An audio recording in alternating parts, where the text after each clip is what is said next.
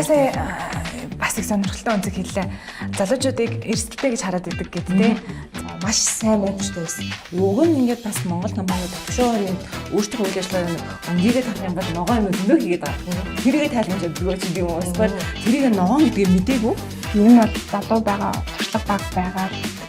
Эмэгтэй гэдгээр бас давуу тал болж байна. Компани цаашаа хөгжүүлэхийн тулд фаундер өөрийгөө татгал болж байгаа байхгүй. Тэгээд бүгд ингээд хэцүүрээ олоод нэгч. Засагласан нэг дараагийн түвшинд шилжээд тийм.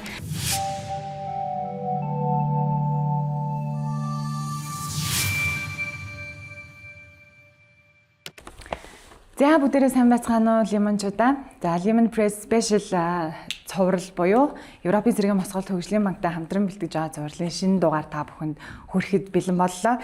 За өнөөдөр бид нар бол маш сонирхолтой асуудлыг бас үнцгийг, сэдвийг ярихаар маш сонирхолтой зочдыг урьсан байгаа. За тэгээд Баялаг Үлзий буюу Бодис компани гүйцэтгэх захирал Аз Заяа. За доктор Авц Сүлжээ компани төлөвлөлт удирдах зөвлөлийн дарга бас Аз Заяа. За ингээд нөө дашнин балжин юм давхцсан өдөр гэдэг шиг хоёр Аз Заяа эмэгтэй одоо манлал бүхий лидерүүд манаас хөрөлцөөрсөн юм дугаар болж байгаа шүү. За тэгээд Монгол дахь Европын зэргийн Мосголт хөгжлийн банкны тэргүүлэх менежер Уянга хөрөлцөөрсөн байгаа. За маш их баярлалаа бүгдээрэнд нь. За тэгэхээр бид нар энэ цувралыг ер нь Европын зэргийн Мосголт хөгжлийн банк Монголд жижиг дунд үйлдвэрлэлээр эхлэв. Стартапууд, санхүүгийн байгууллагууд, улуурхайн компаниуд хэмжлэн маш олон чиглэлээр санхүүгийн болон чадах бэхжүүлэх бүх төрлийн одоо төслүүдийг маш сонирхолтой төслүүдийг хэрэгжүүлээд ингээд аль хэдийн үр дүнд хүрсэн юм байна. Тэгээд энэ цувралуудыг яг өнөөдрийн хувьд бол эмэгтэйчүүдийн манлайлал, за гендерийн асуудал, мөн залуучуудад чиглэсэн ямар фокус хөтөлбөрүүд байгаа, ямар үр өгөөжийг боддоор хүргэсэн бэ гэдгийг бас үзэгчтэй таниулах зорилгоор та бүхнийг урьсан байгаа. Өөрсдийгөө бас товчхон компани товчхон хэлцүүлэхгүй юу? За манай компани болохоор доктор Авц Сүлжээ гэдэг автын салбарт ажилладаг. Автын салбарт эмэгтэй тузын дарга сууж байна. Ер нь манай 57% нөлөө эмэгтэй хүн гэдгийг. За нийт ажилчид тийм үү? Тэгээд бас 50% нь 35-аас доош насны залуучууд ажилладаг. Бас 55-аас дээш насны ахмадууд маань бас ажилладаг. Тийм ер нь бол аюу микс байгаа. Доктор Авц Сүлжээ компани одоо л энэ жилээс төлөөлөл удирдах зөвлөлийн дарга хийж байгаа. Тийм Аз Заяа гэж байна. Өмнө гүйцэтгэх захирлаа хийдэг. Гүйцэтгэх захирлаа хийж байгаа 15 жилийн дараа дараагийн хаалаг өс тушаал тавьсан байна. За Бодис. За манай Бодис Mongolia брэнд болохоор Баялаг Үлзий компани брэнд байгаа. Үүсгэн байгуулсан. 91 оноос хойш үйл ажиллагаа явуулж байгаа. За манай брэнд бол 2008 оноос хойш яг Монголдо сарлын хөвөр Яманы ноолуураар сүлжмөл бүтээгдэхүүн үйлдвэрлэдэг. За энэ ноолуурын салбарт үйл ажиллагаа явуулдаг брэнд байгаа. За би тэгээд 2024 оноос гүйцэтгэх захирлыг ажиллаа авсан Аз Заяа байна. Өмнө нь юу хийжсэн бэ? Өмнө нь болохоор банкнд ажилладаг байж байгаа. Тэгээд ороод бас борлуулалт дээр ажиллаад тэгээд гүйцэтгэх захирлаа хийж байгаа. Зөв. Миний хувьд бол Уянга тэгээ сая хэлсэн Европын зэргийн Мосгол банкны жижиг дунд бизнесийн зөвлөгөө хэлсэн тэргүүлэх менежер хийж байгаа. Тэгээд ажиллаа бас энэ оны 6 сараас олсон. Тэгээ шинээр бас яаж байгаа. Өмнө нь бол тэгээ банк санхүүгийн байгууллагт нэг 10 хэдэн жил ажилласан туршлагатай. За их баярлалаа.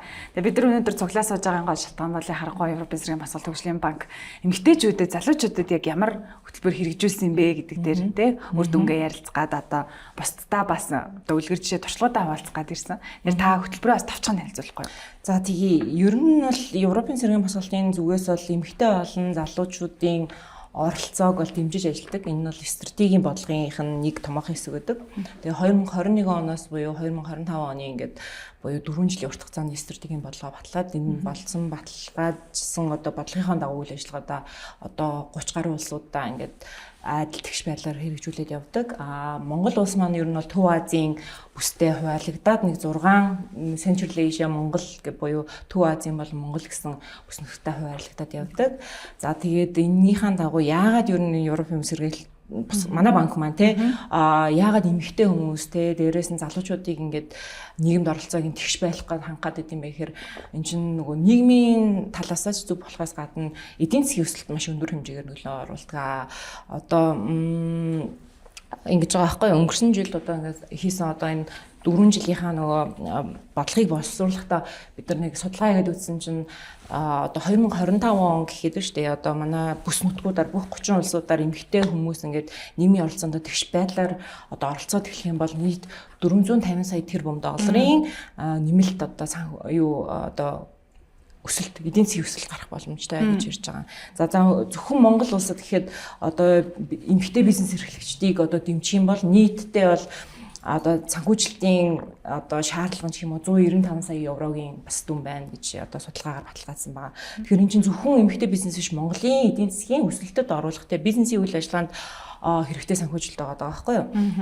Тэгээд Европын цэргийн босголтын банкны хувьд гэх юм бол залуучууд болон эмэгтэйчүүдэд хөрөнгө оруулснаар эдийн засгийн хувьд тогтвортой шилжил, дижитал шилжилтийг дэмжих, дээрээс нь өсөлтийн уур амьсгалын өөрчлөлтөд нөлөөлдөг, эргээр нөлөөлдөг ийм одоо гарч ирж байгаа одоо сорилтуудыг даван туулах урт хугацааны хөрөнгө оруулалт гэж үздэг. Тэр улсдаа Монгол улсад гэсэн үг шүү дээ, тийм. Тэгэхээр одоо энэ чиглэлээр бол байнгын ер нь дэмжиж ажиллагаа гэсэн үг тийм. Одоо ерөөсөө тоо бол үр дүн чиглэлийг илэрхийлж шүү дээ, тийм.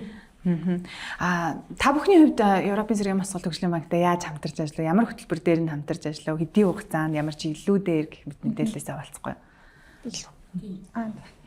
За би болохоор 2024 онд Women in Business Mentorship хөтөлбөрт хамрагдсан.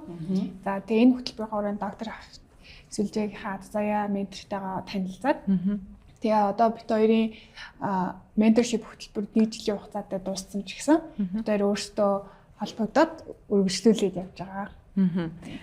Өөрөөр хэлбэл Азия захирал маань ментор нь. Тий. Менти нь бол таавах нь гэсэн байж тээ. За ментор менти хоёулаа хацтай. За өстой сонирхолтой юм байна. Тэгээ нэг жил одоо менторшип хөтөлбөр гэхээр одоо процесс нь яадаг вэ те? Ямар чиглэлүүдэд илүү менторлдог вэ? Юу гэдгийг одоо брендинг дээр байх юм уу? Үйл операшн одоо үйл ажиллагаан дээр байх уу? Санхүүгийн чиглэлээр гэх юм эсвэл хувь хүний soft skill дээр байх уу гэх мэт тэр одоо нарийн ширийн мэдээлэлээс хаваалцаж байна. 19 оноос гэсэн тийм менторшип програм нь хэрэгжиж эхлээд тэгээд нөгөө яг асуудлаа зөв харсан юм шиг санагдсан байхгүй юу. Доктор Авцүлж бол EBRD-тэй баг 15 жил хамтарч ажилласан байгаа. Тэгээд ер нь би карьерээ эхэлж байхад л харилцаа ер нь эхэлж исэн. Тэгэхээр миний баг карьерийн салшгүй нэг хэсэг байдаг. Яалтчгүй дэмжлэг нь төслүүд нэг оноод идэг. Тэгээд тэрнийх нь яг нэг оновчтой төсөл нь миний бодлоор менторшип програм болсон гэж боддیں۔ Тэгээд 4 жил болсон гэж яагаад олон жил үргэлжилсэн бэ гэхээр яг ингээд уулзах хэвээр хүмүүсийг тий хол ингээд боломж гарахгүй шүү дээ. Ийм төвчрэлтэй очиод бүр биеэр би мэддэг уулзсан ч хэцүү болчиход байна. Тэр үед ингээд яг холбож өгч гүүр хийсэн байхгүй. Тэгэхээр тэр холбоосыг яг зөв цагт нь зөв үед нь хийж чадсан л гэж бодож байна. Тэнгүүт чи 40 хүнийг тий 40 ментор 40 менти нийлээд сүүлд 80 боллоо тий. Нэлээд олон тоо байгаах тий. Тэгээ ингээд нийлүүлээд нэг жилийн дотор одоо өөрсдөө тэр боломжийг ашиглаад яаж л хөгжиж болохоор энэ хөгжөөрэй л гэсэн боломж өгсөн. Тэгэхээр менторуудыг ингэж холбоц тааруулж өгсөн мэдээж туршлагыг харж агаад аль болох боломжтой орон сонгот юм билээ. Тийм. Тэгээд бид хоёрын хувьд бол өөрсдөө уулзаад менторын өөрийнх нь бас аргачлал өөрөө цаас аргачлал өгөн. Гэтэ өөрийнхөө аргачлалыг шингээж авах хоцсон хөтөлбөр өөрсдөө гаргаж байгаа тэгээд. Зөв. Одоо хэрэгтэй шаардлага харилцан ярилцж байгаа. Одоо манай ментигийн өөрийнх нь бас амьдралын одоо миний арга баруй бол тийм лсэн л да. Одоо амьдралын мөчлөг нь бас аль үе дээр явж ин тэ хүнд нь өөрт нь таалагдах ёстой шүү дээ. Тэр өөрийнх нь амьдралынх нь тэр үедээ таарах ёстой. Тийм учраас тэрэн дээр нэлээд төвлөрч ажилласан. Тэгээд ийм автер. Маш сонирхолтой. Одоо тэгэхээр одоо ментороос юу асууж байв? Тэгээ доктор авцүүлж байгаа шүү дээ. Авт засвар үйлчилгээ тий бүтэн зохицсон үйлчилгээ тий. Яг энэ салбараас Кашмирийн салбартай тий. Кашмир гэх үү бодос маань тий сарлгийн хөвөр. Тий сарлгийн хөвөр ноолуурын салбарт шингээж авч явах тэр ур чадвар ноу хав нь юу байсан бэ? Энэ менторшип хөтөлбөр нь одоо зөвхөн ажил хийхээсээ илүүтэйгээр бас хувь хүний хөгжил рүү аяг чиглэдэг. Тэгэхээр би яг тухайн үед дөнгөж гүйцэтгэх захирал болж исэн заламж халаага авч исэн учраас нэлээд чиглүүлэг авсан л да. Одоо яаж өөрийгөө ойлгуулах уу, яаж ажлынхаа үр дүнг тайлагнах уу гэд. Тэгэхээр тэр чиглүүлэг нь бол бүр маш цаг хугацаанд бас яг онсон гэж боддог. Хэрвээ ингээд менторшип хөтөлбөргөө өөрөө яг бүгдийг эхнээс нь хийсэн бол илүү хугацаа орох байсан баг. Тэгээд менторшип хөтөлбөрөөсөө за гүйцэтгэх захирал бол за ядаж л эхлээд 3 сарын хугацаанд ингээ ажлаа үр дүнгээ гаргах хэрэгтэй юм байна. Тэжээж хүмүүстээ хүлээн зөвшөөрөх юм байна. Яа тэгэхээр яг залуу эмэгтэй хүний хувьд бол 30 жил явсан бизнес учраас дотоод ажилчдаа нөгөө үр дүн гаргаж хүлээн зөвшөөрөх нь бас аягүй чухал байсан. Тэгэхээр энээсээ эхлүүлээд ер нь стратегийн хувьд яаж төлөвлөх ёстой юм. За тэрийгэ төлөвлөгөө яаж гаргахын гүйцэтгэлийг яаж хямдахын гэдэг. Тэгэхээр энэ нь зөвхөн салбараасаа хамаарахгүйгээр ерөнхий нэг ойлголт байдаг учраас онлайн ч гэсэн нэлээд мэдлэгүүд олж авсан. Тэгээд доктор болохоор миний зүгээс харахаар үйлчлэгээ үзүүлж байгаа учраас үйлчлэгээний стандарт аюу өндөртэй. Тэгээ манайх ч гэсэн хэдээ бүтээгдэхүүн өгж гэсэн бас үйлчлэгээ үзүүлж байгаа учраас тэрийг яаж яг доктор шиг те яг дэлхийн стандартад нийцсэн авч явах вэ гэдгийг бас аюу их суралцсан. Та өөрийнхөө гүйцэтгэх захирал менторлж ирсэн үү? Би ментор компанийнхаа гэж юу? Тийм, компанийнхаа. Одоо тийм. Тэр бас нэг сонирхолтой кейс байгаа ш. Би яг 2 youth гэдэг ангилалд орж байгаа ментортэй яг 2 жил. Нэгтэй 1 жил, нэгтэй 2 жил яваад. Тэгээ одоогийн гүйцэтгэх захирал болохоор доктор Ацлын гүйцэтгэх захирал бол одоо бас Азаатай манчцсан. Мад Gen Z үе гэж хэлэх юм. Тийх үү те. Gen Z үеийн бас эрхтэй. Яг юуны хувьд бол гендерийн хувьд бол арай өөр хэрэгтэй тийм. Айгуу бас мундаг. Сонирхолтой, маш сонирхолтой.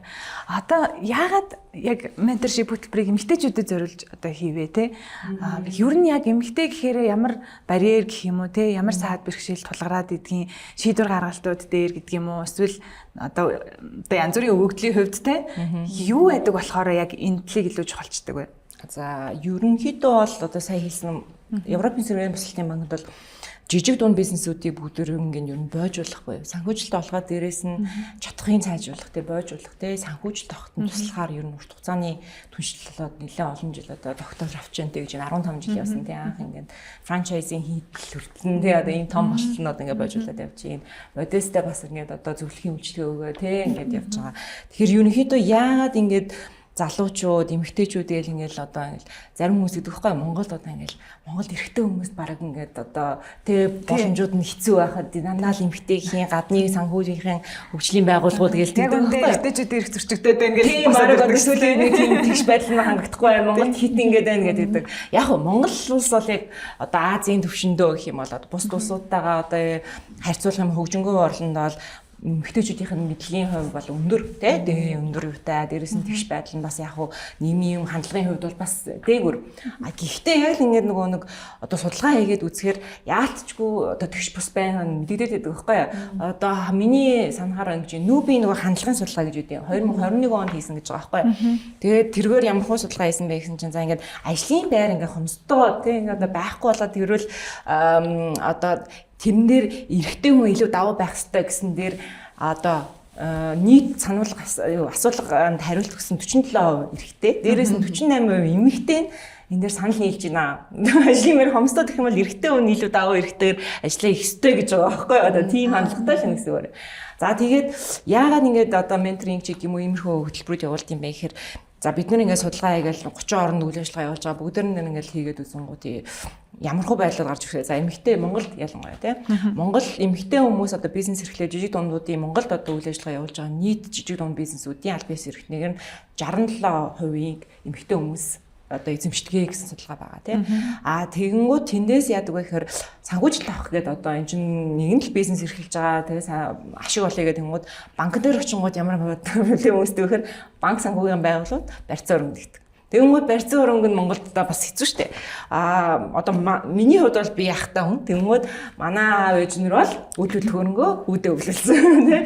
Тэгээд одоо ингээд эрэгтэй эмэгтэй хоёр одоо ингээд гэрэлсэн байхад одоо байрны гэрчлэг нь бол нөхрийнхөө нэр дээр байдаг гэдэг ч юм уу. Тэгмүүд бизнес нь болохоор эмэгтэй хүн эрхлээд байдаг мөртлөө очиод за чиний нэр дээр ямар барьцаа өрөнгө байна гэмэд байдгүй. Ингээд гэтэл өсдөг гэсэн үг. Тэгмүүд за хоёр тэгээд явангууд бас яг санхүүгийн мэдлэг ур чадвар бас тутмаг гэж гаргадаг тий ер нь тэр тал дээр жоохон тутамг байна бид нар дээр мэдлэг байхгүй байна гэдэг. Хоёрт бас эмэгтэй хүний бас нэг юм юу нэ өөртөө итгэл нь айгүй юм хандлагаасаа өөр гэх юм уу эрэгтэй хүнтэй харьцуулаад үзэхэд арай жоохон доогоор. Тэгээ одоо сонирхолтой жишээ гэх юм бол ингээд ажлын байр одоо ингээд зарлагдлаа гэхэд ийм судалгаа гарсан байгаа байхгүй юу? Шаардлагууд ингээд тавьсан байдаг шүү дээ тэдэн жил ажилласан ингээд. Эмэгтэй хүн болохоор 100% шаардлагыг хангаж ивэл анкета бүгэлж явуулдаг. Эрэгтэй хүн болохоор 50% нь хөрсөн бол явуулчихдаг гэж байгаа байхгүй юу? Тэгээ тэр тал дээр бас ингээд нөгөө нэг өөртөө итгэх юу бизнестэй итгэл нь бага байхаараа санхүүжилтийн боломжуудаа алдаад байдаг ч гэх юм уу. Иймэрхүү бас юмнууд байгаа. Тэгэхээр энийг бид нар бий болгох одоо нэг тийм саад бэрхшээлүүдийг багасгахын тулд яадаг вэ гэхээр санхүүжилт нэг талаасаа олгодог буюу EBRD шууд өөртөө өгөхгүй хаас юм хамтран ажилладаг банкудаараа дамжуулж таатай нөхцөлтэй санхүүжилт олгодог. За юу залуучуудын бизнес эрхлэгчид эмэгтэй бизнес эрхлэгч зориулсан юм тусгай зээлүүд оруулдаг. Дээрээс нь чадахыг бэхжүүлэх хөтөлбөрүүд төсөл хөтөлбөрүүд хэрэгжүүлдэг. Нэг нь болохоор энэ менторинг гэдэг хөтөлбөр гэсэн үг байхгүй. Энэ нь одоо 2019 онд анх хэрэгжиж эхэлсэн 4 удаа зарлагдсан. Анх дөнгөж нэг 12 хүмүүнд л менторинг үзүүлж байсан. За тэгээд ингээ 20 болсон 2023 онд бүр ингээд үгүй энэ амар хэрэгтэй хөтөлбөр байна гэдээ одоо ингээд нэг хөтөлбөр 9 сар явуулаад эхэллээ шүү дээ. Тэнгуул манай бизнес эрхлэгчид бүдээр болохоор юу гэдэг вэ гэхээр үгүй ингээд хоёр талаа уулзаад ингээд адилхан бизнесийн хоорондоо зовлонгоо яриад ингээд давж туулах болов ингээд яг хийцэн хүнээс сулцаад явахаар энэ ингээд маш урт хугацааны үлдэхүйц ингээд одоо юу гэдэг чадахжуулах хөтөлбөрүүд болоод байна гэд тэгээд 2020 онд 40 хүн одоо 2024 онд сүүлийн удаа 80 менторыг одоо ингээд хооронд нь уулзсан байгаа. Тэгээд нийт энэ хөтөлбөрийн хүрээнд 1000 бизнес эрхлэгчид, эмэгтэй бизнес эрхлэгчид хурж ажилласан байна гэсэн тооцоол байгаа. Дээрээс нь санхүүжилт одоо зөвлөх үйлчилгээгээд байгаа шүү дээ. Энэ нь одоо янз янзын чиглэлээр зөвлөх үйлчилгээ болж байна. Одоо энэ бизнесээ одоо ямар бэрхшээлээс хамааран тийм салбараасаа тэд нар бид нар болохоор одоо энэ Европын холбооны донорын мөнгийг ашиглаад одоо дотоодын болон олон улсын зөвлөх үйлчилгээ үзүүлдэг байхгүй. Тэгээ нийт одоо ингээд хараад үзэхээр хэдэн зөвлөх үйлчилгээ үзүүлсэн байна гэхээр 103 эмэгтэй бизнес зөвлөх үйлчилгээ үзүүлсэн. Олон улсын нэгийг ингээд 104 одоо зөвлөх үйлчилгээ үзүүлсэн. Нийт 647 мянган евро гэхээр чинь 2.6 тэрбум төгрөгийн буцалтгүй тусламж үзүүлсэн явж байгаа гэсэн үг. Тэтгэлэг маягаар тэр одоо зөвлөх үйлчилгээ гэдэг үзүүлсэн байгаа. Та сайдуурлаа зөвлөх үйлчилгээ нь тухайн салбар компаниас хамаараад өөр байсан гэж байна тийм. Таны компани хувьд өмнөх юм зөвлөх үйлчилгээнүүдийг ямар чиглэлээр нь авч ирсэн бэ? Тэгээд ер нь өөр бусад зөвлөх үйлчилгээнүүдээс ялгарах эсвэл стратегийн түвшиндээ шинэ шилжилт авчирсан хамгийн гол онцлогуд нь юу байсан бэ? 15 жилийн хугацаанд нэлээд олон төслүүд авсан. Яг нөгөө гадны зөвлөх үйлчилгээ гэж ярих болов. Гадаад улсаас зөвлөх олон улсын зөвлөх үйлчилгээг илүү би төвлөрье гэж бодож байна. Тэр яагаад гэвэл илүү нөлөөтэй байсан учраас хамгийн эхлээд нөгөө зөвлөх үйлчилгээ авч сурах соёл гэдэг чинь амар чухал. Зөв. Тэгээд тэрийг ер нь ямар ч компанид амжилтгал байх гэж би бодож байна. Манайх бол яалтчгүй бас тойроогүй дайраал гарсан. Тэр нь болохоор шингээж авах чадвар тийм асуудлаа өөрөөсөө харах чадвар суралцах гэж бас нэлээд удсан. Тэгэж явж байгаад яг сурдгийн даваан дээр ашгүй яг зөвлөх үйлчилгээний боломжаараа олон улсын зөвлөх хамгийн нэгдүгээр хөндлөлөөр нөгөө юу байсан үйлчилгээний стандарт гээд хамгийн ойрхон сонсогдож байгаа сонгож байгаа байхгүй. Тэгээд яг чадлаараа тэрийг бол яасан. Одоо шингээж авсан. Сингапураас зөвлөх иржсэн. Тэгэд бол чих ер нь онгоох шиг болж исэн. Тэгээд ер нь цаашаа болох юм байна тэгээд нөгөө эмэгтэй бизнес эрхлэгчийн хөтөлбөрөөр дамжуулаад одоо тэр боломжоор надад олгогдсон боломж нь дараагийн 2 том төслийг бас авах боломж байсан. Тэгээд тэрэн дээр бол яг манай компани одоо шилжилт хийж хичээлсэн байхгүй. Тэр болохоор ер нь бид нар өөрсдөө ийм олон салбар удирдна гэдэг чинь хэцүү юм байна. Зөв. Ер нь бүгдийг өөрөө хийн гэдэг ойлголт бол хамгийн тэнэг ойлголт юм байна гэдэг яг сурч ирсэн жил байсан. Тэгээ бид нар судлаад үзэхэд хамгийн бэст сонголт бол угаасаа франчайз буюу тэр нутгийнх нь хүнээр, нутгийнх нь хүмүүст, нутгийнх нь хэлээр үйлчлээд ингэ явах нь аль аль талтай happy гэдэг юм байна тийм учраас энийг л хий. Нэгэнд олон улсад гарах юм чинь энэ аргыг л сонгоё гэсэн.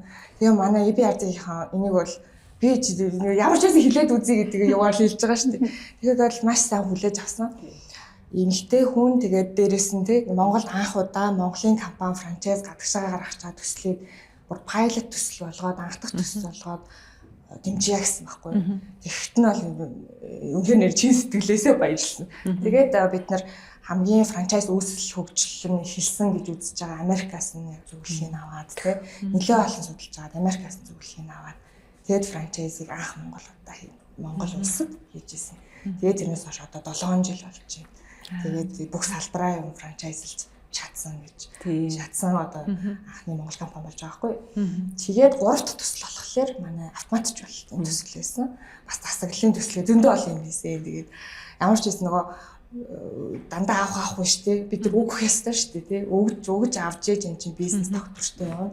Тийм учраас бас менторинг програмд нь санал тавихад зөвшөөрсөн нь бас шалтгаан тэр байхгүй. Яагаад гэвэл эн чинь нөгөө тэнцвэртэй тийм байж явах учраас тэгээд би менторинг програмд орсон бас өөрөө айгүйх өгцөө.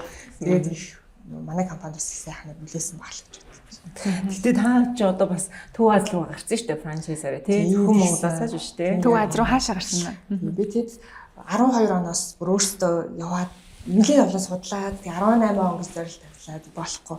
Тэгж явсаар яжгаад яасан бохоо Казахстаны Алматай байхдаа түрүү жилийн 24 оны 6 сард яхнаас салбарыг нээсэн байна. Тэгээд яг нэг жилийн сая юугаа үзсэн, үр дүнгээ үзсэн. Маш амжилттай явж байгаа. Амжилттай. Тэгэхээр тийм дасал нутгийн иргэд эрхээ аваад өөртөө ажиллуулж байна. Яг Казахстан улсын компани гэсэн үг тийм. Тэр Казахстан улстай мастер ирсэн. 200 салбар байгуулах мастер ирсэн.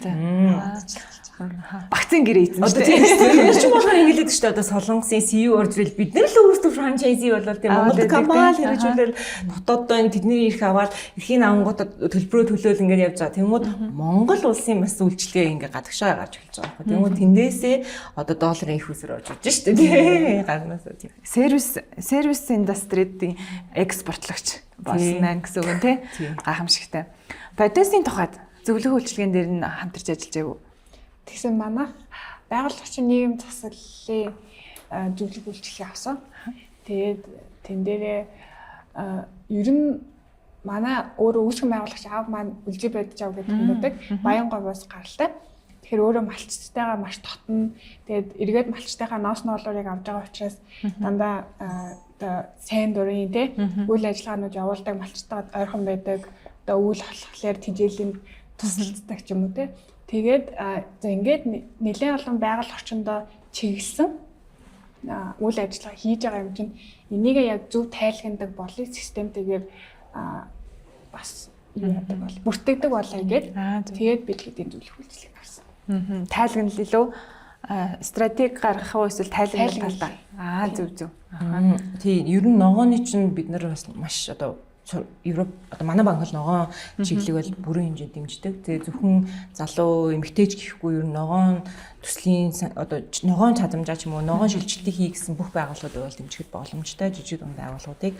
Тэгээд ерөнхийдөө ирээдүг харсан компаниуд байвал л шүү дээ тий. Ногоонлол шилжихтэй яа. Тэгэхээр хамгийн одоо дэлхийд даяараа ногоонлол шилжиж байгаа болохоор ирээдүйн бизнесийнхаа урт хугацааны хөгжлийг бодж байвал ер нь эртнээс ногоон хөгжилтөн дээр хөл нийлүүлээд одоо бэлтжижсэн дээр шүү. Тэрэн дээр бас жижиг дунд байгууллагууд дээр бол 100% дэмжих боломжтой байгаа тийм Европын зэрэг бас. Сарлагын хөвөр тийм. Одоо жишээлбэл Яманы ноолоор гэлд Ямаа цөлжилтэд бүр хамгийн их хувь нэмрээ оруулж байгаа сөргөөр нөлөөлж байгаа тийм. Ийм бүтээгдэхүүн болчиход байгаа шүү дээ. Тэгээд яг ноолорын салбар тэр чигээрээ доктортой хөгжлийн төлөө юу хийх вэ гэдэг дээр их ач холбогдол гэж байна. Сарлаг дээр ямар онцлог үүд юм бэ? Бэлчээр тэр амьтны онцлог тэр байгаль орчны нөлөөлөл гэх мэт.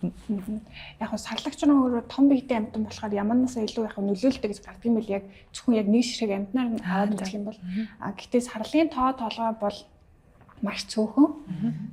Монголдо бараг сая шахуу тийм айгүй ховор амьтан байхгүй. Тэгээд хятад төвд Монголд л байдаг. Тэгээд сарлын хөвөр чинь өөрөө илүү тийм дулаан болон эдлэгээ сайтай тийм шин чанаруудтай. Тэгэхээр маш юм ховор түүхий эдийг өмнө нь бол ерөөсө хувцас хийж ашигладгүй байсан. Тэгээд манай монголчууд бас хятад бас хийж байгаа. Өөртөө утсыг нэрж үзье, хувцас хийж үзье гэд маш их судалсны эцэст за яг зөөлхөн, дулаахан, сүлжмэл хувцснууд хийж гаргасан байдаг. Гэхдээ их сонирхолтой санагдаж байна л да. Надад үнэхээр сонирхолтой санагдаж байна. Юу гэхээр Азийн захиралмантай автын салбар бидний зөвөр төсөөлөлөөр эрэгтэйчүүдийн салбартай. Салбарыг ингээ менежментийн шинжилэл хийгээд ингээ бүр экспортод гаргах төвшөнд авчихсан. За энд харсан чинь хөдөө аж ахуйн салбарт те тэр сарлага яаж ойлгох юм, яаж мэдэх юм гэмээр те ингээ энэ бол бүтэн үйлдвэрлэлийн ингээ процесс явагдаж байна те. Тэгэхээр яг эмэгтэй хүнийхээ хувьд ямар одоо сорилтуудыг даван туулж байв. Залуу лидер манлайлагчийн хувьд ямар сорилтууд тулгарч байв. Тэгээ яг тэрэнд хамгийн хэцүү үе нь юу байсан те? Шийдвэр гаргалтын үед үү аль эсвэл маш олон талын одоо стейкхолдер гэж ярьдаг оролцогч талтай салбар юм байна шүү дээ те. Энэ сарлын хөврийн үйлдвэрлэл. Тэгэхээр энэ дээр бас нэг тийм түүхээ хуваалцаач. Яг одоо манай үед бол одоо эмэгтэй байснараа нэг сул тал те дутагдал болоод байгаа юм бол арай бага байх хайрцангуй. Тэгэхээр тэрнэгээрээ харин илүү давуу талууд болж авсан те заяагчтай уулзсан. Тийм. Харин залуу байгаагийнхаа хувьд болохоор ялцчгүй туршлага багтай. Тэгэхээр ялангуяа одоо аваад яг 1 жил болж байгаа. Тэгэхээр шийдвэр гаргалтууд дээрээ шууд бие дааж шийдвэр гаргах юм жоохон дургу. Дандаа туршлагатай хүмүүсээс асуудаг. Ментортойгоо, хоёр үүсгэн байгуулагчтайгаа за тэгээд дотоод багийнхаа ахлуудтай бас аягуулсаа ярилцдаг. Тэр хүмүүс чинь тэр салбартай 30 жил ажилласан бүх туршлага нь байгаа учраас дандаа ярилцаж аль болох хамгийн оновчтой шийдвэр гаргахыг хүсдэг. Тэгэхээр тийм л ер нь бол залуу байгаа туршлага бага байгаа л гэдэг. Тэрнээс эмэгтэй гэдгээр бол илүү бас давуу тал болж байна. Тэгээ бид нар бас яг нөгөө нэг яагаад ер нь сүүлийн үед бас Европын одоо нөгөө нэг залуучууд зориулсан тусгай зээл батлаа л тий ингээд одоо дэмжиж байгаа байхгүй. Тэгээ яасан мэхээр залуучуудын бас оролцоо нийгэмдэр орж ирж юу хөтгөш болтын гинэ. Одоо залуучуудаас толгойж байгаа одоо хуучин үеэсээ илүү шал өөр өнцгөөс хардаг шүү дээ. Тэгээ ер нь бол ирээдүйн бодлого. Тэгээ ирээдүйн бодлоготой хүмүүсээ нийгэмд идэвхтэй оролцуулах нас нэлээ тэр улсад одоо доктортой хөгжлийг маш урт хугацаагаар дэмждэг. Тэгээ нөгөө талаараа яасан бэ гэхээр одоо энэ залуу бизнес эрхлэгчдийг бас нөгөө нэг санхүүгийн байгууллагууд нэлээ эрсдэлтэй гэж хараад байдаг байхгүй юу. Тэгээ бас дээрэс нь яасан нөгөө залуу болохоор бас хөрөнгөө ягааг байгаа. Тэгэхээр барьцаа өрнгийн дахин асуудал гарна тий санхүүжилт авахад. Тэгээ нөгөө талаас сая хэлсэн нөгөө туршлага жоохон чадвар тий туршлага дутуу байхад чадрын бас асуудалтай. Дээрээс нь одоо бас одоо нас наслын одоо танил төллийн хүрээ гэдэг чинь бас ингээд хүн нас наслах тусам арай өргөн болно илүү хүмүүстэй танилцсан. Тэгвэл залуу хүмүүст бол тийм боломжууд нь жоохон тутмаг гэдэг гэж харагдаад байгаа байхгүй. Тэгэхээр бид нэр одоо санхүүжилттэй олгож байгаа. Одоо сая гэхэд энэ онд одоо хас банкар дамжуулаад нэг 149 сая долларын залуучуудад дэмжих санхүүжилтийг баталсан. Тэгээ бас Транскапитал тий хас банк. Дээрээс нь Транскапитал гэдэг банк санхүүгийн байгууллага байдаг шүү дээ. Тэнд бас нэг 4 сая долларыг залуу бизнес эрхлэгчид өгсөн байгаа. Тэгээд бид нэр энэ зээлийнхаа дээрээс нь ягаад ямархуу чадах бэхэмжүүлэх одоо үйл ажиллагаа явж байгаа нэхэр бид нэр за ур чадвар нь тутмаг байгаа юм байна. Дээрээс нь эрхэлдэг бизнесүүд нь жоохон тийм сүүлийн дижитал яасан инноватив гэх тэгэнгүүт одоо сошиал медиа кампайн яаж хийх үү? Ямар хуу байдлаар хийдгийг за ямар artificial intelligence-ийн tools available байгаа юм те яаж хийж болох иймэрхүү цуврал сургалтуудыг орж байгаа. Дээрээс нь ямар боломжууд орлоо гэхээр энэ цуврал сургалтуудаар ингээл нэг удаадаа 150 гэдэг юм уу те. Тэнгүүд хоорондоо нөгөө networking буюу нөгөө харилцаа холбоогоо хэлэх боломжууд энэ болоод байгаа байхгүй. Тэгжээж нөгөө ийм бэрхшээлт тулж ингэж ингээд нэг хоорондоо ярилцах ерөнхийдөө боломжийг үүсгэдэг гэх юм уу да тийм таасаа бас их сонирхолтой үнцэг хэллээ. Залуучуудыг эрсдэлтэй гэж хараад идэг гэд тийм. За яг үндэ ингээд бизнесийн сургууль санхүүгийн онол нь эрсдэл өндөр ээжэж өгөөж өндөр байна гэсэн нэг тийм яд өгдөг шүү дээ тийм. Тэгээд таас алсын харааг дурдлаа. За жишээлбэл бодисын тухайд амбиц юу вэ? Алсын хараа юу вэ? Азаа захирал төрүүлсэн шүү дээ. 12 он төлөвлөж байхдаа бид нар 18 онд амжина гэж үзтээ 24 онд амжилсан гэд тэ. Энэ бол маш холыг харж бас урт хугацаанд хөдөлмөрлөж тэ. Амжаагүй ч гэсэн тэрийг даван туулахын төлөө дахиж ажиллаж ингэж холыг харсан амбиц шүү дээ. Бодисын амбиц болон таны амбиц ялангуяа юу байна? Залгамж халаа гэдэг утгаараа тэ. Одоо манай бодис бол 2008 онд байгуулагдаад нийт борлуулалтын дийлэнх хувь нь бол экспортод гардаг байсан. Тэр нь дандаа юм бөөний суугаар борлуулалтын суугаар. Тэгэхээр манай одоо дараагийн бэлэн бүтээгдэхүүн бэлэн бүтээгдэхүүн болгочоод бөөний суугаар. За. Тэгэхээр одоо дараагийнхаа зорилтыг бол бид нэр гадны тансаг зах зээлийн жижиглэн зах зээл амжилттай нэвтрэх буюу өөрсдийнхөө яг бит дэлгүүрийг байршуулах тийм зорилготой явж байгаа. Гадагшаа экспортлох гэдэг. Тийм. Бит дэлгүүр гэдэг чинь брендээр гэсэн. Дан бодис брендийн бит дэлгүүр их том ажил шүү дээ тийм. Бөөний байсан бол одоо яг жижиглэнгээр гэсэн. Өмнө нь бодисороо биш байсан бол гэсэн үг тий. Бодисох логогоор биш байсан бол гэсэн үг. Бодисын логотойч логогч ер нь дандаа бөөний талын тий яг өөртөө жижиглэн байхгүй буюу яг байж болох хамгийн өндөр үр ашигтай тэр сувгруу бидний өөртөө хүрч чадаагүй байгаа байхгүй яриа. Тэгэхээр одоо эцсийн хэрэглэгчтэй гадны эцсийн хэрэглэгчд өөртөө очих гэсэн зорилготой. Тэгвэл илүү бас нэмэн үрдэг өндөр шингээд үн цэнтэй брендийг арай өндөр үнээр л бүтээх гэдэг шүү дээ дэлхийн зах зээл. Тий, тэгээд одоо ингэж байгаа байхгүй сая эрсдэлтэй гэж ярьсан тий. Тэнгүүд одоо нөгөө бид нар чинь сая хасаар тэгээд транскапитал тий банк усгаар ингээд санхүү дамжуулаад зээл болгож байгаа гэж байна шүү дээ. Тэнгүүд цаанаа бид нар чинь нөгөө эрсдлээ гэж үздэг болохоор ямархуу одоо юу санхүүжилтийн одоо юм бүтээгдэхүүн балдаг гэхээр эхний удаа одоо юу гэдэг зээлдэгчд нэг залуу зээлдэгчд зээл болгосон байгаа. Тэрэн дээрээ одоо ингээд одоо зээлийн чанаргүй болоод одоо төлөвтэй байлаа гэхэд нөгөө банкныхаа эрсдлийг даачдаг байхгүй. Манайхаас одоо эрсдлийг нь баталгаажуулаад өгчдөг гэсэн. Тэгээд тодорхой хэмжсэн лосс буюу одоо алдчихж байгаа хүмүүнгийн одоо Европын цэргийн босголтын банкнаас одоо өгдөг гэсэн. Дээрээс нь бас банкудаа яаж чадваржуулдаг вэ гэхээр одоо Монголын банкуд яаж юм гэхээр за залуу бизнес эрхлэгчдийн сегмент гэж ямар юм те ямархуу сегменттэй байгаа юм. Тэрнээр ямар бүтээгдэхүүн хэрэгтэй юм гэдгийг бас банкуудыгаа судлахад нь одоо чадахыг бичүүлдэг ч гэдэг юм уу те тусалцаа өгдөг гэсэн. Тэгээ техникал ассистент бас өгч байгаа. Хадад хэрлийн түүхийг сонсъё. Тэгээ 15 жилийн хугацаанд юу эсийг үзгэвлээ. Тэгээ хамгийн юу гэдэг гендрийн байдалтай холбоотой ч юм уу тийм сонин туршлага гарч байвуу ер нь тэр түүнийг яаж даван туулж вэ? Би энэ дээр бас азаатайгаа санал нэг байна. Яг гендрийн хувьд бол бас одоо ингээргээд харахад бас давуу тал олгогдчихсэн байл гэж харж байгаа. Яг залуу хүний хувьд гэдэг өнцгөр бол асуудлуудтай тулгарч ирсэн үг л тийм. Нөгөө туршлага явж ээж тэр чинь өөрөө ухаан суугаад ингээд дараагийнхаа юм бодоод ингээд явна шүү дээ. Тэгэхээр маш сайн ментортэй байсан. Бас манай яг доктор авцуулжийн нүүсгэн байгуулагч маш сайн ментор минь байсан. Бараг 10 жил би менторлуулсан байхгүй. Тийм ба учраас арай бага алдсан болов л гэж бодчих. Тэгэхээр тэр бас айгүй чухал юмыг олж хараад менторинг програм одоо эдгээр хэрэгжүүлсэн байгаа байхгүй. Тэгээд тэр нь надад айгүй бодлоготой, стратеги айгүй зөв алхах юм шиг санагдсан. Тэгэхээр маш сайн ментортой байсан учраас бага алдсан байх гэж бодож байна. Тэгээд залуу хүний бас нэг юм чинь өөртөө итгэлгүйгээ зөрөө хэлжсэн шүү дээ. Тийм юм бол бас байсан. Итгэлгүйгээ ч мэдгүй шийдвэр гаргаж байгаа үе бас айгүй зөндөө байсан. Эргээд бодоход хүү яана гэмээр түүхэд бол байдаг.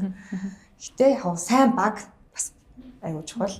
Тэгэхээр хүн өөрийгөө ойлгоод хурдан өөрийгөө ойлгоод ажилласан цагт компани өөрөө зэгцрэн л дээ. Тэгэхээр залуу хүмүүсийг дэмжиж байгаа зээлээс гадна тэр нөгөө ментороор ингэж чиглүүлж байгаа нь л яг өөрийгөө олцсон цагт компани ингээд зэгцрэн штэ багаар өөрийнхөө зорилгыг тодорхойлсон цагт тийм юм байна. Миний туулсан 10 жилийн туулсан зүйлийг дор ээж 2 жилээр нуглаад те 5 жил хийчихэж байгаа байхгүй менторшип програм тийж хараад байгаа юм.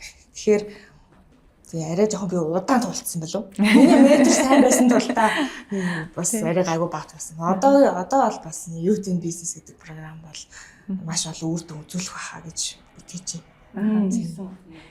Youth in Business. Одоо хоёр азаа захирлын маань хувьд бол хоёулаа үүсгэн байгуулагч бол маш хүчтэй менторуд байсан биз дээ тий. Одоо ч бас ингэ менторлоод явдаг баг. ESG гэдэг ойлголт нь өөрөө байгаль орчин нийгэм засаглалын тухай ойлголт байдаг тий. Та сая хэллээд ESG тайлбарлал дээр бол хамтарч ажилласан гэд.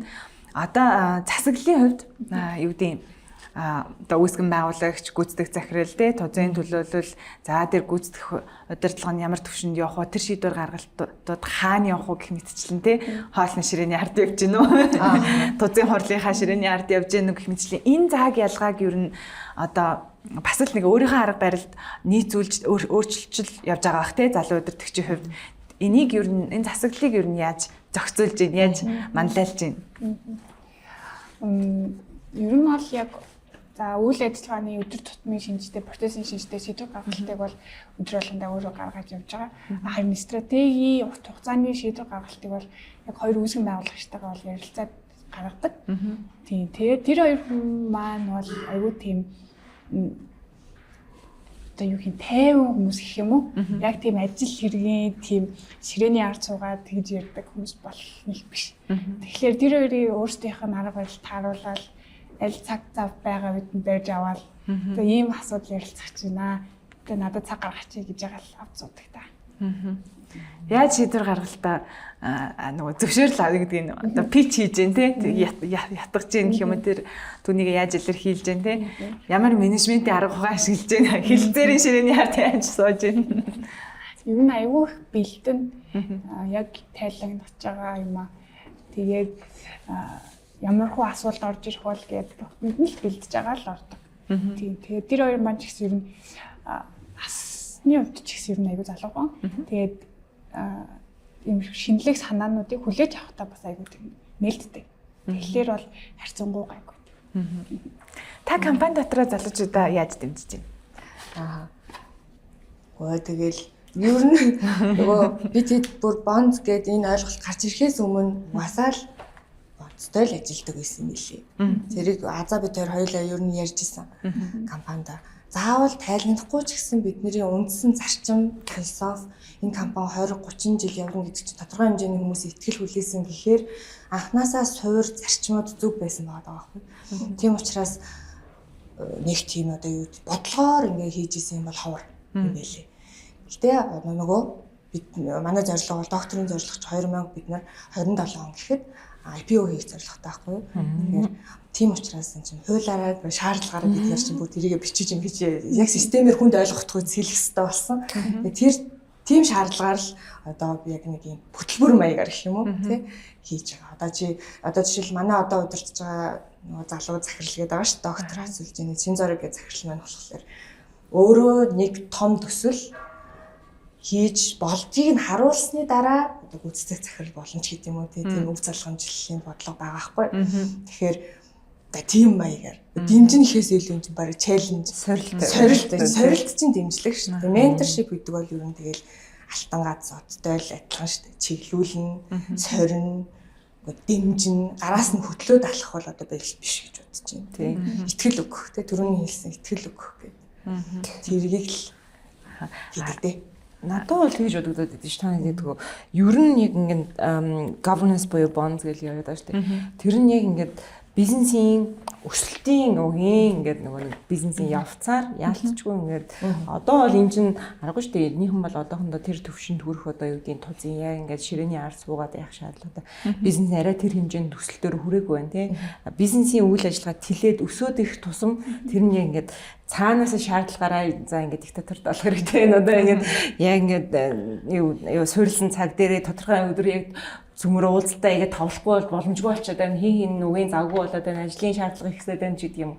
Иймэр тэгээд нэг байгууллагын хөгжлийн замналыг дагаад угийн ялчгүй governance гэдэг чинь ингээд цэгцтэй болох ингээд нэг зүг гарт нь л олон улсын жишгэлгөө явах шаардлагатай юм шиг санагдаад байдаг. Түр санагддаг таараа тийм. Яг зөвлөдөө нөгөө оролцох салуу түрүүн хэлснээр стейкхолдерууд олон болоод ирэхээр ялтчгүй юм чинь нөгөө зарчмын шаардлага тавина шүү дээ. Тэр болгонд чи яг онлынхоо дагуу нэг хэлээр ярьсан тайлангаар би тэгж суудгүй хүн гэж суугаад байвал энэ надтай гэрээ хийхгүй шүү дээ. Тийм учраас тиймэр дигэнд орох шаардлага бол гардаг.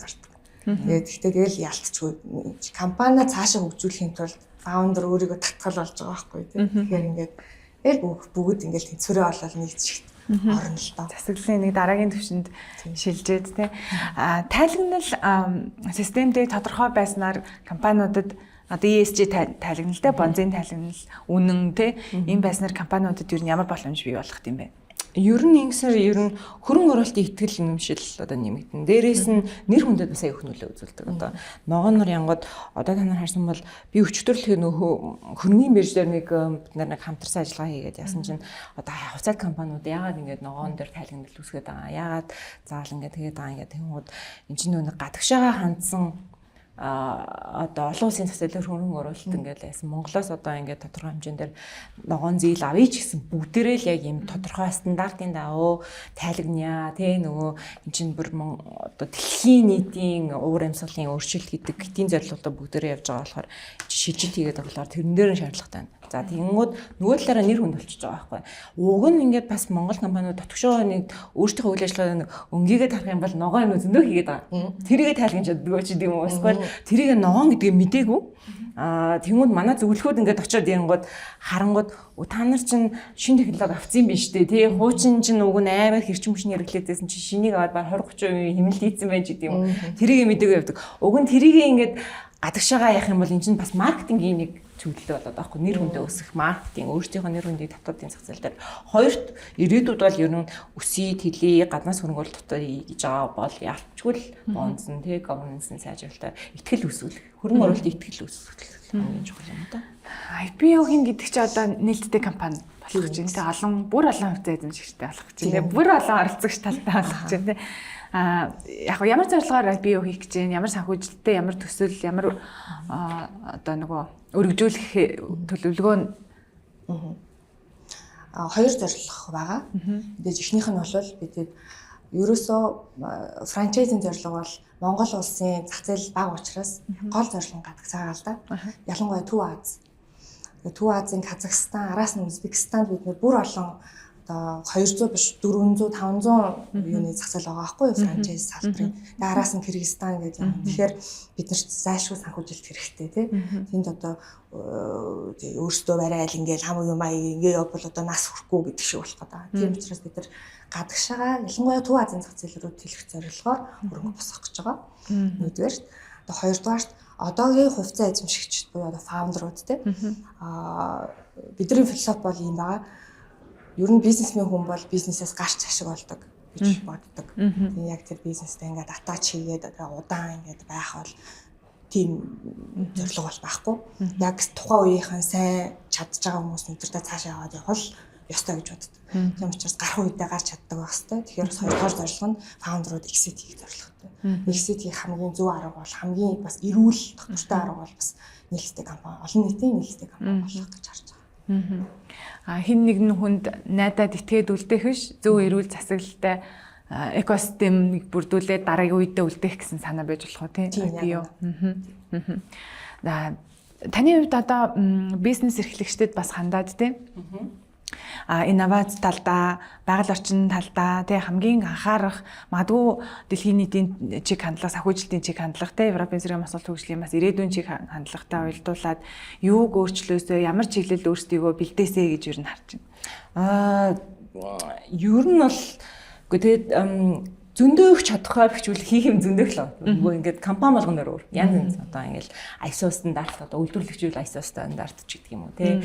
Энийг бол экспорт хийж ивэл одоо брендинг бүх гаргах ч юм уу гадагшаа явах үйл тэрийг бас адвайзер явж болно тий одоо зөвлөгөөчлөг авч болно ч гэдэг юм. Янз янзын л одоо бизнесийн ямар ч шаардлага байна тэр нь л зохицуулна л та. Гэтэ яг манай банкны хувьд гэх юм бол 4 стратегийн бодлого байдаг. Тэр нь бол одоо inclusion буюу одоо энэ тий эмэгтэй бизнес эхлүү тэгш байдлын хэрэгцээтэй хүрээгээд нөгөөх нь digitalization буюу одоо дижитал шилжилтийг одоо дэмжинэ гэж байгаа. Тэгэхээр яг дижитал шилжилт хийснээр яалтчгүй нөгөө гарах нөлөө нь буюу тэр эдийн засагтаа гарах тэр байгууллагатаа гарах нь яалчгүй ээлтэй байгаа байхгүй тий дижитал шилжилтийг хийснээр за дараагийнх нь ногоо гэх юм бүтээмж нэмэгдэнэ бүтээмж нэмэгдэнэ гэл ингээд цаашдаа тэгэхээр EBRD-ийн хувьд бол яг нөлөө нь буюу одоо донорын мөнгөөр хийглээд буюу Европын цэргийн одоо холбооны мөнгийг ашиглаад бид нар чинь зөвлөгөөчлөг үзүүлээд байгаа шүү дээ.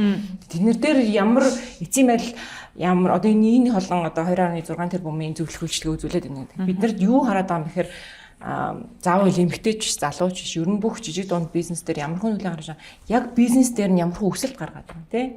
Яг SME-ийн growth буюу жижиг дунд бизнесийн өсөлтийг л тодорхой хэмжээнд гаргахад Монгол улсын жижиг дунд бизнесийг өсөж дэвжиж лээвэл эдийн засгийн хувьд хамаагүй докторчтой болно. Тэгээ манай эдийн засаг тэлнэ.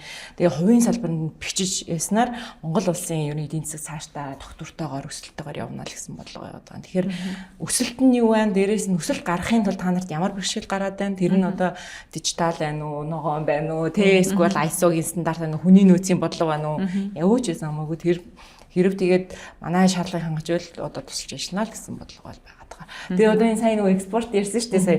Өнгөрсөн сард манайхаас яг юу гэсэн бэхээр анхныхаа жижиг дундын Төв Азийн одоо SME conference хийсэн баггүй сая Кыргызд хийлээ. Тэгээ Монголоос би бас 3 компани аваад явлаа. Тэгээд тэгсэн чинь энэ туршилтынх нь хамгийн анх байсан баггүй. Тэгээд эдгээр яаж байгаа гэхээр ер нь Төв Аз руугаа экспорт буюу энэ одоо networking сайжруулъя, компаниудыг хооронд нь уулзуулъя гэдгсэн чинь амар нэг оролцсон байгууллагуудаас аюу сэтгэл хангалуун аюу өндөр байсан. Тэгээд дараагийн жилд хийгээч хийх юм уу гэдэг асуултууд хамгийн өндөр байсан. Дараа жил хийчихлээ. Хамгийн нэг дараа жил хийгээч гэсэн чинь тэгвэл дараа жил хийх юм бол Монголд хийгээч, Улаанбаатарт хийгээч гэсэн ийм бас санал хүсэлтэнд орж ирсэн баа. Тэгээд хэрв тэр жижиг дундын санхүүжилтийн конференцд дахиад дараа жил хийхээр болвол одоохондоо тодорхойлогддог байгаа. Хийхээр бол Монголд хийх магадлал аюу өндөртэй. А тэг хийх бол танад хэлээ. Доктор чэнэ тийм 60 мянга гаргацгаая гэж. Бэдэс ч гэсэн хэлээ экспорт хийж байгаа. Надаа нэг бүр нэг сонирн бодол төрөөд болдгоо. Бэдэсийн шинэ дэлгүүр ирээдүйд бол гадаадд байгуулах дэлгүүр доктор авцалжийн гадаадд франчайз авах тэр сервис төвийнх нь хажууд байж таарна гэж байх уу? Улс орны зэрэг сонгоод явчих боломж байх уу? Тэг. Тийш нэг зарж үзчихсэн надад юм. Тэр тэгсэн. Тийм би тэнд Казахстан боломж байна гिचээд тийжсэн санагдаад ярилцаж үзчихсэн. Тэгээ зүгээр нөгөө нэг ингээд юу хийх вэ зүгээр л дурандаа л хийсэн. Тэрнээ системтэй хийвэл болно шүү дээ. Ер нь ингээд хамтарч хийхэл залуучуудын гол бас барьж байгаа зарчим нь миний харж байгаагаар хамтрыг гэдэг байгаа. Тэгээ доктор авцуулжины манай одоо шинэ захирал хамтрыг л гэдэг байгаа. Тэгээ тэрийг бол бүр дэмжихээс аргагүй. Тэгэхээр бүр хамтраад орвол бүр сайн шүү дээ. Тэр нь болдог бол одоо бүх юу гэдэг хүнстэй тий одоо юу гэдэг колонктой ер нь бид нар бүгдээрнтэй л хамтрах зорилготой. Тэр чинь тэгэл ядч зардлын шеэр болно, мэдлэгийн шеэр болно, хамтарсан юм мэдээж асуудалтай ойлгож байна. Гэхдээ үр дүн нь авж байгаа нарай илүү идэв л. Тэгэхээр наач бол баг бүтэх санаа авах л гэж бодчих. Бүтэх санаа авах. За 10 жилийн дараа бүтээсэн сууж авах хэдүүлээ. 10 жилд богинохнууд ихтэй те ийм зорилгод гайгүй баха. Одоо гайгүй бах те. Нэг арга олчихвол те. Аха. За төгсгөл нь би азай захирлыг бас залуу бизнес эрхлэгчдэд эсвэл дөнгөж шинэ бизнес эхлэх гээд нэг жоохон ингээд зориглох гээд те бас зориг нь хүрэхгүй ч гэдэг юм уу те. Тэд нартай хандаад бас өөрийнхөө үгийг хэлээжээ гэж хүсэж байна. Юу гэдгийг ямар жанжин шугамтай, ямар алсын хараатай, ямар зарчимтай байх тал дээр та бас өөрийнхөө одоо зөвлөгөө өгөхгүй юу те. За эсвэл арга барилаасаа хуваалцах те. Одоо надад ингэж санагдсан. Ямар нэгэн одоо баг ч юм уу өдөрдөөд те ингээд өөрөө шинээр эхлээд явж байгаа хүмүүс юм айгүй ингээд заавал ганцаараа шийдвэр гаргаж тэр нь яг онох ёстой гэж бодож иж магадгүй би асыг хийж бодож байсан байхгүй. За одоо л ингээд би намаа шийдвэр гаргахыг хүлээж би л ингээд яг хурдан ч юм уу те шийдвэр гаргах ёстой. Тэгээ тэр бол айгүй буруу санагдсан. Тэгэхээр шийдвэрийг аль болох тийм яарч биш бодож агаад тэгээ боломжтой бол аль болох мэддэг хүмүүсээс нь 3 бол 3 4 бол 4 тэгээ бүгднтэй ярилцаж үзээд тэгж яагаад яг сонголтоо хийгээ шийдвэрээ гаргах юм бол ер нь айгүй онсон шийдвэр гаргах байх. Маш их баярлалаа. Хүнцэнтэй туршлагаа хуваалцсанд. Та бүхэндээ ажлын өндөр амжилт хүсье. Европын зэрэг масгалт хөгжлийн банкныхандаа бас баярлалаа гэж хэлье. Яалтчгүй бид нэр сурлаа эхлүүлснээс хойш төрөл бүрийн үр өгөөжийг бий болгосон стартапын байна, жижиг дунд бизнесийн байна гэх мэтчлэн те их олон өгөөжийг бий болгож байгаа юм байна Монголын зах зээлд. Тэгээ та бүхний хамтын ажиллагаа бүр өргөн хүрээнд бүр их санхүүжилттэй. Бүр олон хүнийг хамарсан, олон компанийг хамарсан хамжилттай яваасаа гэж хэлж байна. Баярлалаа та бүхэнд. Баярлалаа.